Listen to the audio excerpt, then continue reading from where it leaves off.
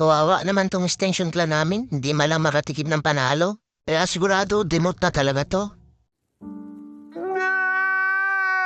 At eto nga, nagumpisa na nga yung last round, kaya susubukan ko dito may panalo man lang kahit yung last round lang. Pero bigla ko naalala, marami pala nagre-request na gumamit naman daw ako ng puro Goblin Lion dala sa army camp. At meron pa nga, puro Wall Breaker naman daw yung gagamitin ko. Diyos me, huwag natin pagtripan masyado yung mga base ng kalaban guys. Bad yan, baka mag-quit ng COC yung pinagtitripan natin. Pwede na! Kaya ito dahil sa masama yung mga trip guys, kaya nagluto na lang ako dito ng 100 na sticky goblin. Tapos yung backup ko, puro sneaky goblin pa rin.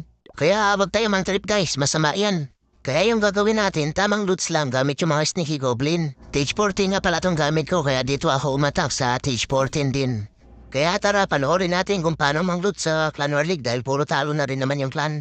Ang ganda nga tingnan ng base ni Chief Ray dahil sa max na nga to sa stage 14. Tapos ang ganda pa ng pagkaayos ng mga main defense dahil ang lalayo ng mga pagitan nila. Kaya dito nahirapan nga ako mag-loots at paano nga ito mat-restart. At ito nga, nailapag ko na si Tatang na naka-fireball dito sa 9 o'clock. Yung wizard tower nga dito yung tinarget ko gamit yung bulalakaw ni Tatang. Para matanggal na rin agad yung multi-inferno tapos yung clan castle. Para hindi na tayo mahirapan mag-loots at wala na nga yung mga bantay dahil natanggal na yung clan castle. Kaya dito hinila ko na agad si Tatang gamit yung abloy na BK. At nilapag ko na rin pati yung tupakin na queen. At yung backup ko naman na siege barracks, doon ko naman nilapag sa may taas. Para pag lumabas yung mga peka, papasok na lang sila dito sa may eagle kasama yung mga hero. At habang busy pa nga yung mga hero doon sa taas, kaya dito, inumpisahan ko na maglapag ng mga sneaky goblin para makapag-loots na. Binibilisan ko ang loots dito sa base ni Chief Ray at baka may makakita pa sa akin.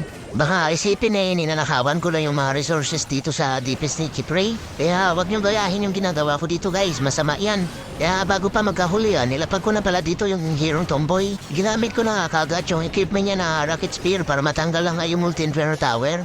Para si Tatang, yung Abnoy na BK at yung Tupakin na Queen, sila naman bahala sa mga defense dito sa may taas. Para yung hero na tomboy, siya naman yung bahala dito sa may town hall.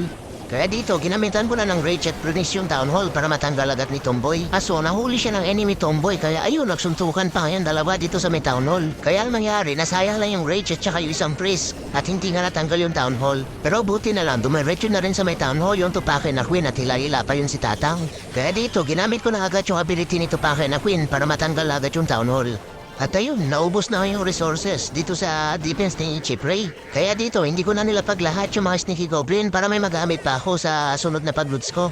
Ang bilis pala magnakaw ng mga sneaky goblin, kaya dito naka-3-star yung attack ko. At dahil sa paggamit ko ng puro sneaky goblin lang, kaya ayun, nakatikim din ng panalo. Kaso, natimot nga lang.